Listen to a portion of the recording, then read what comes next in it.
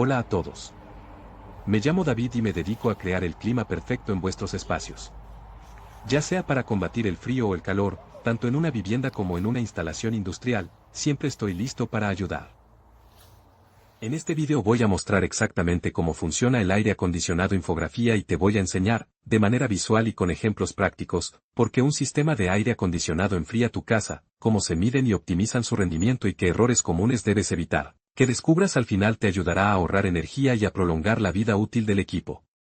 Te prometo que al terminar este relato sabrás identificar cada componente de una unidad de aire acondicionado, entenderás por qué el refrigerante cambia de fase y transporta calor, cómo se calcula la carga térmica para elegir el tamaño correcto, qué significa ser, y COP y qué hacer cuando el equipo no enfría o gotea. Soluciones que normalmente aplican tanto para split como para sistemas centrales y bombas de calor, así que quédate hasta el final porque también te daré trucos de mantenimiento que puedes hacer con seguridad en casa y señales claras de cuando llamar a un técnico. Empiezo describiendo el principio físico básico que hace posible cualquier aire acondicionado, la transferencia de calor mediante un fluido refrigerante que cambia de fase. En esencia, un aire acondicionado no crea frío. Lo que hace es extraer calor del interior de una habitación y expulsarlo al exterior usando un ciclo termodinámico cerrado llamado ciclo de refrigeración por compresión.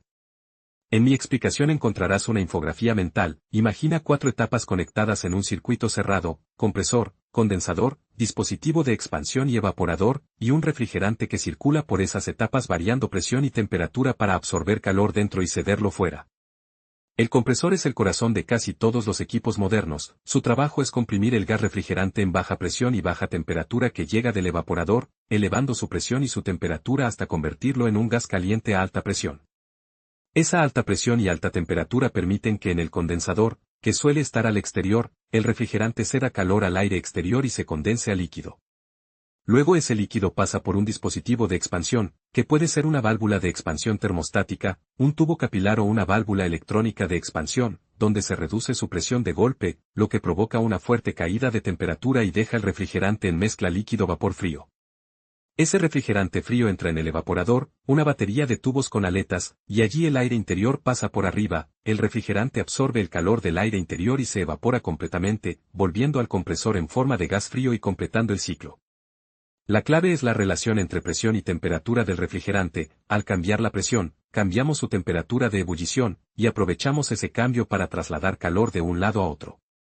En la práctica, los sistemas modernos usan refrigerantes como R410A, R32 o alternativas de menor impacto ambiental. Cada refrigerante tiene curvas de presión-temperatura distintas que determinan el diseño de las presiones de trabajo del sistema. Comprender esto te permite entender por qué una fuga de refrigerante o un incorrecto nivel de carga afectan directamente la capacidad de enfriamiento y la eficiencia energética. Ahora explico en detalle cada componente y su función práctica, partiendo por el compresor. Existen compresores reciprocantes, scroll, rotativos y scroll a velocidad variable, conocidos como compresores inverter. Los compresores inverter permiten variar la velocidad de compresión y por tanto la capacidad del equipo reduciendo ciclos de arranque-parada, lo que mejora eficiencia y confort. El condensador puede ser una batería de aletas con ventilador axial en unidades residenciales. Su tarea es disipar calor al exterior. El evaporador cumple la función opuesta, absorber calor del aire interior. El dispositivo de expansión controla la cantidad de refrigerante que entra al evaporador y determina la presión de evaporación. Los tubos de cobre que conectan estos componentes transportan refrigerante y llevan adosado el aislamiento para evitar pérdidas térmicas. Además del circuito frigorífico, un equipo típico incluye ventiladores, interior y exterior, filtros de aire, bandeja de drenaje de condensados, controles electrónicos y una placa de circuito que gestiona sensores, termostatos y la comunicación con mandos a distancia o sistemas domóticos. En equipos split y multisplit el evaporador interior está separado físicamente del condensador exterior, lo que reduce ruido dentro del espacio, mientras que en unidades tipo paquete o sistemas centrales el conjunto puede ser único y usar conductos para distribuir aire. Hablemos del comportamiento del refrigerante y de conceptos esenciales que todo usuario debería conocer. La evaporación es el proceso endotérmico por el cual el refrigerante absorbe calor a una temperatura constante mientras pasa de líquido a vapor. La condensación es el proceso exotérmico en el que el refrigerante cede calor y pasa de vapor a líquido. La entalpía y la entropía son las magnitudes termodinámicas que describen la energía involucrada, pero para aplicar esto en la práctica no necesitaremos cálculos complejos. Bastan 3 parámetros que normalmente se miden en campo con instrumentos: presión de succión, presión de descarga y grados de subenfriamiento y sobrecalentamiento. El sobrecalentamiento es la diferencia entre la temperatura del vapor refrigerante en la salida del evaporador y la temperatura de saturación correspondiente a esa presión. Un sobrecalentamiento correcto asegura que no llegue líquido al compresor. El subenfriamiento es la diferencia entre la temperatura del líquido refrigerante en la salida del condensador y la temperatura de saturación para esa presión. Un subenfriamiento positivo indica que el líquido está realmente por debajo de su temperatura de saturación, lo que ayuda a prevenir vaporizaciones prematuras en el dispositivo de expansión. En términos prácticos, un técnico debe ajustar carga y válvula de expansión para alcanzar sobrecalentamientos y subenfriamientos adecuados. Si el equipo tiene poca carga de refrigerante, suele haber bajo rendimiento, temperaturas de succión bajas y el compresor puede sobrecalentarse por aspirar gas demasiado caliente. Si hay exceso de refrigerante, puede haber líquido entrando al compresor, lo que puede dañarlo. Ahora profundizo en eficiencia energética y cómo se mide. El COP, coeficiente de rendimiento, aplica para bombas de calor y define la relación entre frío o calor entregado y energía eléctrica consumida en un instante. Un COP mayor significa mayor rendimiento. Para equipos residenciales enfocados en enfriamiento se usan índices como ER, Energy Efficiency Ratio, que mide la relación entre capacidad de enfriamiento, en BTU/H o kW, y potencia eléctrica consumida en condiciones específicas, y CER, Seasonal Energy Efficiency Ratio, que es un promedio estacional que refleja la eficiencia a lo largo de variaciones de temperatura. Un CER más alto implica menores consumos en una temporada. Los equipos inverter tienden a tener mejor CER porque ajustan su potencia según la demanda y evitan picos constantes de arranque. La selección correcta del equipo requiere calcular la carga térmica del espacio, que depende del área, la orientación, las ganancias solares por ventanas, número de ocupantes, potencia de equipos eléctricos, aislamiento y tasa de renovación de aire. Existe una regla empírica rápida para estimaciones preliminares, entre 600 y 800 BTU/H por metro cuadrado para climas templados con techo estándar, pero esa regla es muy primaria y para una selección responsable recomiendo hacer un balance térmico más preciso o consultar a un técnico certificado que utilice software de carga térmica. Un equipo sobredimensionado produce ciclos cortos, humedad interior insuficiente y mayor desgaste por arranques frecuentes. Un equipo subdimensionado no podrá mantener la temperatura deseada y trabajará en exceso, acortando su vida útil. En cuanto a mantenimiento y problemas comunes, la limpieza o sustitución periódica de filtros mejora el caudal de aire, la eficiencia y la calidad del aire interior. La acumulación de polvo reduce transferencias térmicas y obliga al compresor a trabajar más. La limpieza de intercambiadores, evaporador y condensador, y la verificación de la bandeja y drenaje de condensados evitan olores y goteos. Un mantenimiento básico que puede hacer un usuario responsable consiste en limpiar filtros cada 1 o 3 meses según uso, asegurarse de que el condensador exterior esté libre de hojas y obstrucciones, revisar que los difusores y rejillas interiores estén abiertos y no obstruidos, y programar una revisión profesional anual para comprobar presión de refrigerante, estado del compresor, conexiones eléctricas y asegurar ausencia de fugas. Entre las fallas usuales que recomiendo conocer están, falta de refrigerante por fugas, compresor que no arranca por fallas eléctricas, ventilador exterior detenido por motor quemado, congelamiento del evaporador por flujo de aire insuficiente o carga baja de refrigerante y problemas de control por sensores defectuosos.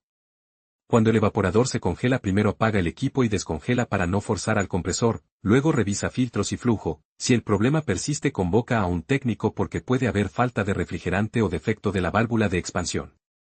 Sobre la seguridad y el manejo de refrigerantes, nunca debes cortar ni liberar refrigerante a la atmósfera. La normativa en muchos países exige recuperación y reciclado del refrigerante. Además, algunos refrigerantes son inflamables o tóxicos y su manipulación exige certificación y equipos adecuados. El correcto procedimiento de carga y recuperación incluye extraer el refrigerante del sistema con una bomba de vacío y una botella homologada, medir la carga con balanza y ajustar según especificaciones del fabricante. En instalaciones nuevas es crucial realizar una evacuación con bomba de vacío para eliminar humedad y aire. La humedad dentro del circuito puede formar ácidos y provocar fallas internas, además de reducir eficiencia. Otra parte técnica que conviene entender es la correlación entre presiones y temperaturas y cómo esto se traduce en medidas de campo. Con manómetros y termómetros se verifica que la presión de succión y de descarga estén dentro de rangos esperados para la temperatura ambiente. Desviaciones indican problemas de flujo, carga o componente.